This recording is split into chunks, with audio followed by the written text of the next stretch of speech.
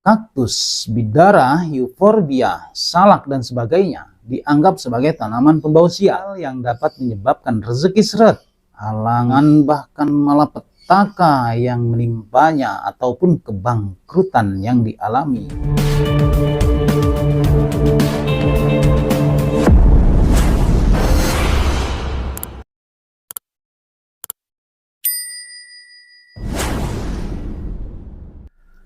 Assalamualaikum warahmatullahi wabarakatuh. Salam sejahtera bagi kita semuanya. Salam Om Swastiastu, Namo Buddhaya. Salam kebajikan, Sampurasun, Rahayu, Rahayu, Rahayu.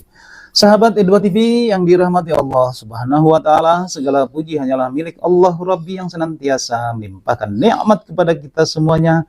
Nikmat yang terpenting adalah nikmat sehat walafiat, sehingga kita masih dapat ketemu lagi di channel ini. Insya Allah diberkahi Allah Subhanahu wa Ta'ala. Sebelum teman-teman menyimak video ini sampai selesai, bagi teman-teman yang telah melakukan subscribe, ya, like, komen, dan share, saya doakan teman-teman semuanya disehatkan jiwa dan raganya, dimudahkan segala urusannya, dilancarkan rezekinya, dan insya Allah mendapatkan uang tak terduga 100 miliar rupiah. Amin ya robbal alamin. Pada kali ini saya akan bersharing tentang 5 jenis tanaman pembawa sial dan memiliki energi negatif apabila ditanam di sekitar rumah. Menata ruangan dan memilih tanaman masih banyak orang yang menganggapnya sebagai tahayul ataupun mitos. Namun tidak sedikit pula orang yang masih menggunakan ilmu titen dari Jawa dan ilmu Feng Shui dari Tiongkok dalam kehidupannya sehari-hari.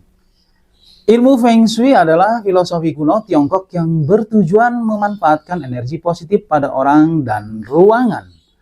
Dalam ilmu Feng Shui mempercayai bahwa tanaman memiliki peran penting dalam menciptakan ruang yang seimbang dan harmonis.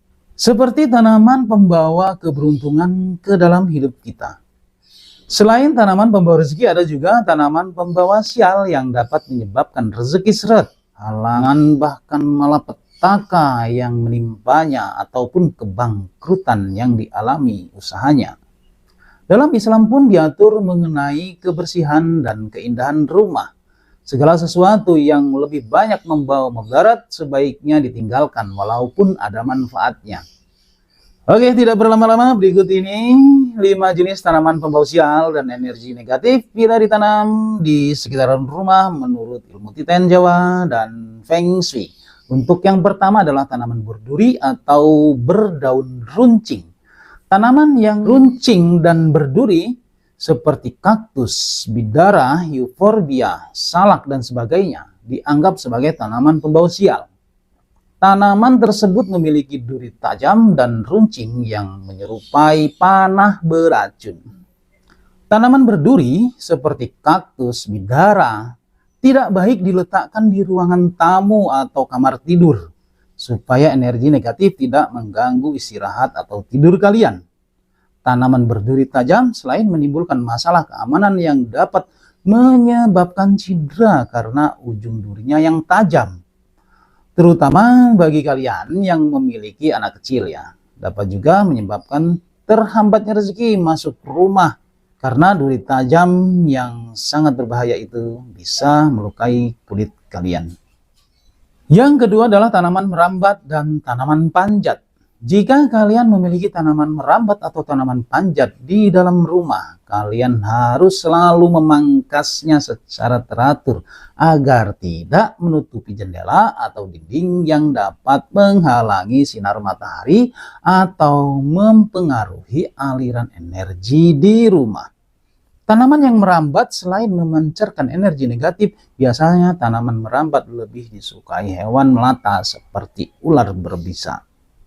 Untuk itu, apabila kalian menyukai tanaman merambat seperti sirih merah, sirih gading, dan lain sebagainya, alangkah baiknya ditanam di samping rumah atau dipelihara dengan baik, rawat dengan baik sehingga dia tidak tumbuh liar di sekitaran rumah kita. Untuk yang ketiga adalah tanaman layu dan mati. Tujuan utama meletakkan tanaman di ruang adalah mengisi ruangan dengan tanaman hijau, energi positif, dan udara segar, serta keindahan. Oleh karena itu, kalian harus menjaga semua tanaman dipelihara dengan baik agar tetap hidup dengan daun hijau dan bunga yang mekar, indah, mewangi. Itulah sebabnya kita harus menyingkirkan tanaman yang mati ataupun busuk. Tanaman mati menciptakan energi stagnan yang berbahaya bagi penghuni dan ruangan. Secara ilmiah, tanaman mati mudah sekali dihinggapi oleh bakteri-bakteri, bahkan memang menjadi sarang bakteri yang akan berpengaruh orang-orang di sekitarnya. Untuk itu, tanaman mati segeralah kalian singkirkan dari rumah kalian. Namun jika kalian suka meletakkan tanaman ke dalam rumah, pilih tanaman pembawa rezeki dan tetap menjaganya supaya tanaman tetap tumbuh indah. Jika tidak, mungkin kalian lebih baik tidak memiliki tanaman di dalam rumah kalian. Kemudian yang keempat adalah tanaman palsu. Jika kalian memiliki beberapa tanaman palsu untuk menghiasi rumah supaya baik dan indah, sebaiknya tidak berlebihan, ya sekedarnya saja. Tanaman palsu melambangkan menarik orang dengan motif atau niat jahat ke dalam hidup kalian. Selain itu, bersihkan tanaman palsu secara teratur karena tanaman palsu bisa jadi mengumpulkan debu dengan mudah secara terus-menerus. Terlalu banyak debu-debu kotoran tidak diragukan lagi adalah feng shui buruk, bahkan akan mengganggu kesehatan orang-orang yang ada di sekitaran rumah tersebut. Kemudian yang kelima adalah tanaman beracun. Menghiasi halaman rumah memang sangatlah penting. Selain menambah keindahan ruangan, juga mendapatkan manfaat udara yang bersih. Namun penting untuk menghindari tanaman yang mengeluarkan gas beracun di rumah. Tidak sedikit orang mengabaikan resiko racun dari tanaman demi mendapatkan keindahan. Banyak tanaman beracun yang ditanam di sekitaran rumah karena tidak mengetahuinya atau tidak peduli.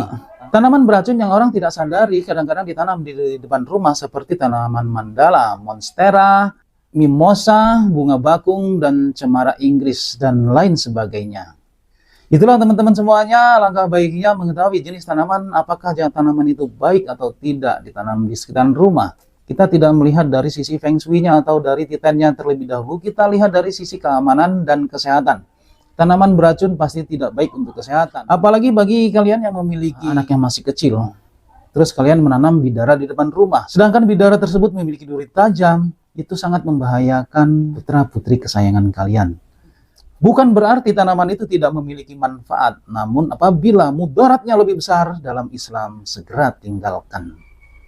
Oke teman-teman semuanya, demikianlah 5 jenis tanaman pembawa sial dan energi negatif bila ditanam di sekitaran rumah. Semoga bermanfaat untuk kita semuanya, khususnya buat diri pribadi saya. Kebenaran itu datangnya dari Allah Subhanahu wa Ta'ala, dan kesalahan merupakan kehilapan diri pribadi saya dalam menyampaikan informasi ini. Untuk itu, mohon maaf atas segala kekurangan dan kehilapan. Sampai ketemu lagi dengan saya di video saya selanjutnya. Wallahul muwaffiq ila aqwamit thoriq. Assalamualaikum warahmatullahi wabarakatuh.